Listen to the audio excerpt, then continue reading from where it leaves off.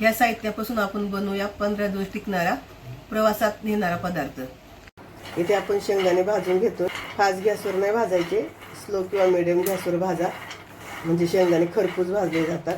आता इथे मला वेळ लागेल शेंगदाणे भाजायला। शेंगदाणे भाजून झाले की मग मी तुम्हाला दाखवते। इथे आपले शेंगदाणे भाजून झाले, खूप काळे नाही करायचे। आपल्याला चटणी करायची ती परतून घ्यायची परत, त्यामुळे शेंगदाणे ते खूप काळे असे नाही करायचे। आपण गॅस बंद करूया। आपण शेंगदाणे काढून घेतले, शेंगदाणे भाजले, त्याच भांड्यामध्ये मिरच्या टाकूया आणि परतून घेऊया। त्यामध्ये आपण लसूण टाकणार आहे, लसूण पण भाजून घेणार आहे। तेल न टाकतात आपण भाजून घेतोय। मिरच्या भाजल्या की थोड्याशा नरम पडतात आणि पटकन कुटल्या जातात, अशा कडक असतात म्हणून वेळ लागतो आणि चवीला पण छान लागते चटणी। इथं आपल्या लसणाला पण आणि मिरचीला पण हलकेसे काळे डाग आले। आपण गॅस बंद करूया। खलबत्त्यात कुटताना दाखवते। आपण खलबत्ता घेतलाय, त्यामध्ये लसूण आणि मिरची भाजली ती टाकून घेऊया आणि ठेचून घेऊ। त्यामध्ये आपण चवीनुसार मीठ टाकणार आहे आणि परत ठेचून घेणार आहे। इथं आपलं कुटून झाले। आपल्याला खूप बारीक नाही कुटायचं, थोडंसं जाड ठेवायचंय।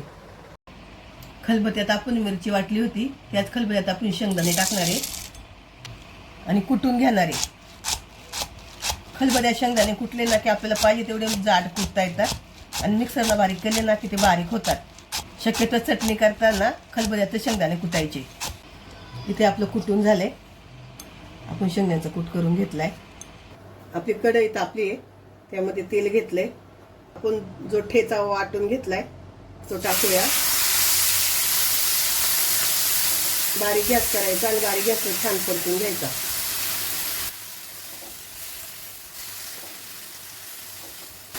इथं आपला ठेचा परतून झालाय, त्यामध्ये शेंगदाण्याचा कूट टाकल्यानंतर परतून घ्यायचं चांगलं।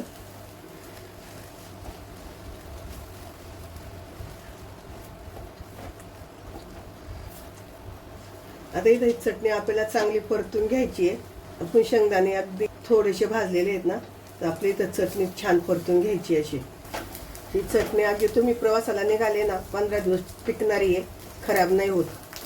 इथं आपली चटणी तयार झाली आहे। आपण गॅस बंद करू। बघा कशी एकदम छान झाली।